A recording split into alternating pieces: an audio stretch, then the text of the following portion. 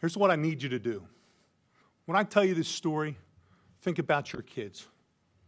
Think about your child coming home from a night out with their friends, laying down, going to sleep, feeling somebody come in the room and wake them and drag her out of bed, naked, forced on her knees with her hands over her head, begging for her life, begging for her hero, her father, me, that couldn't be there. She was 5'3". She weighed 115 pounds. Bang! Dead. Gone. Why?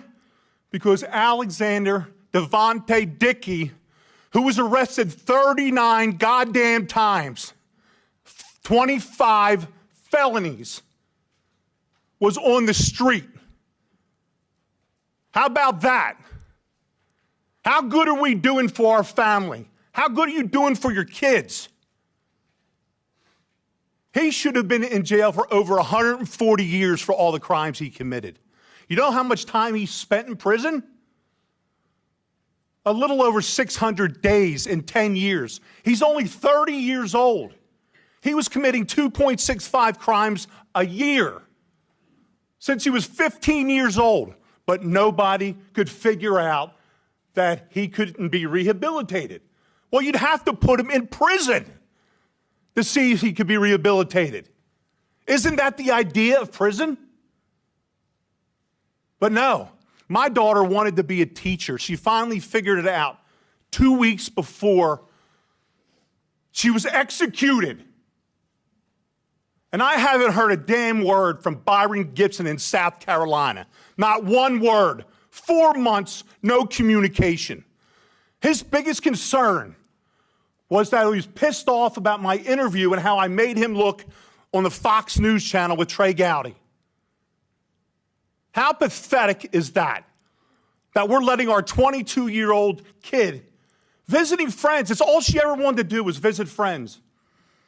And she literally was executed while on her knees begging for her life. Her name's Logan Federico, not Irina.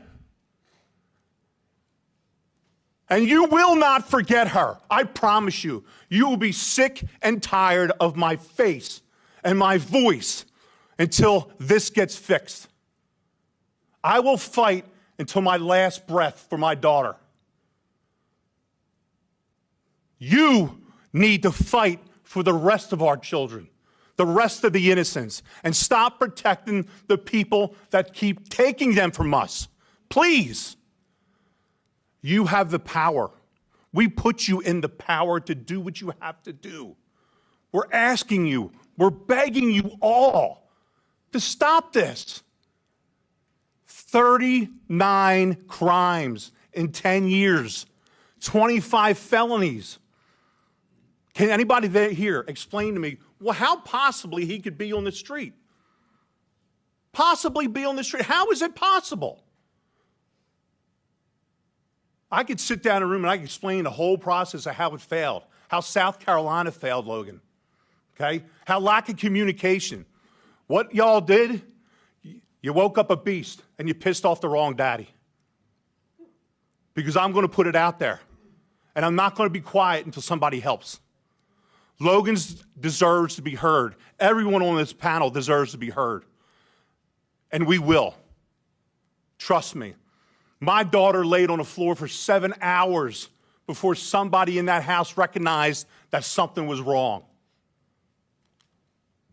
And that career criminal, an hour later, went on a spending spree with her debit card. When they saw his face on a video, they didn't have to do a check.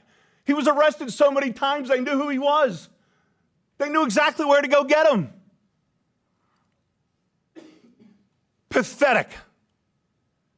Absolutely pathetic that I'm here today. Thank you for your time.